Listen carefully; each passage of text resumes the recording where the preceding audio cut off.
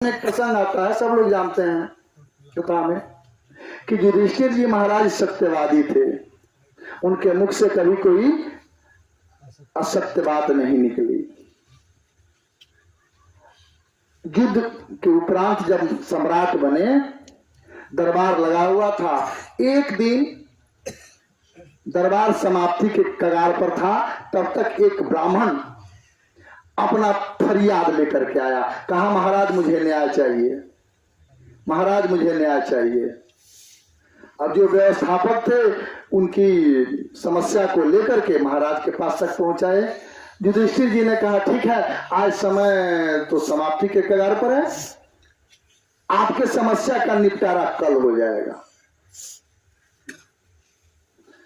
ब्राह्मण को बता दिया गया बात कि आपकी समस्या का निराकरण कल होगा। ब्राह्मण जाने लगा। उस सभा में भीम, अर्जुन सभी लोग बैठे थे।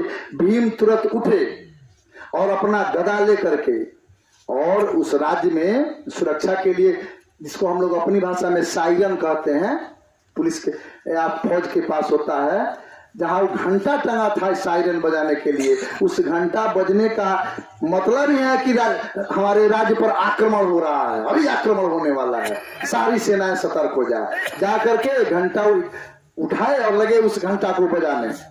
और घंटा का आवाज जो जहां सुना, जिस मोर्चा पर जितने सैनिक थे सब अपना अपना हथियार लेके खड़ा हो गए कि यह घंटा तो तभी बजता है जब जब हमारे राज्य पर कोई बहुत बड़ी मुसीबत आने वाली हो, कहीं ना कहीं से कोई आक्रमण हो रहा हो, राज्य को सुरक्षित रखना है। एक सूट में रफ्तार से बजा रहे, सारी सेनाएं रट हो गई, खबर फैल गई चारों तरफ। लोगों ने कहा युधिष्ठिर जी महाराज से कि महाराज, अरे सब अलर्ट है, लेकिन कहीं से तो कुछ ऐसा आभास हो नहीं रहा, घंटा आखिर बज क्यों रहा है?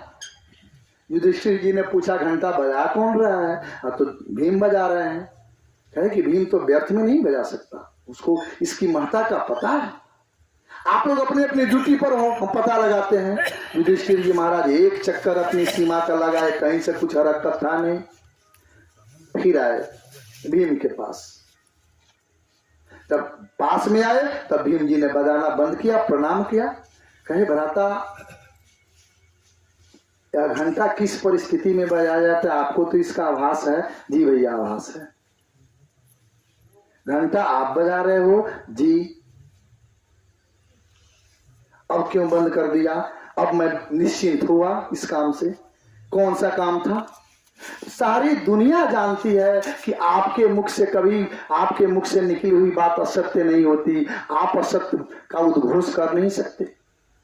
और आज अभी एक ब्राह्मण ने आकर के आपसे अपनी समस्या का निरूपण के लिए संदेश भिजवाया कि मेरी समस्या का समाधान हो, और आपने कह दिया कि आप, तुम्हारी समस्या का समाधान कल होगा। इसका मतलब है कि कल तक आप जीवित रहेंगे। और जहां तक मुझे जानकारी है कि इस काल के ऊपर किसी का प्रभाव जमा नहीं है। काल किसी को एक मिनट पहले भी नहीं बताता, और जब आ जाता है तो किसी के टारे करता नहीं है। तो मुझे तो जब तक उस ब्राह्मण की समस्या का समाधान नहीं होता, तब तक तो काल से भी लड़के आपको बचाना।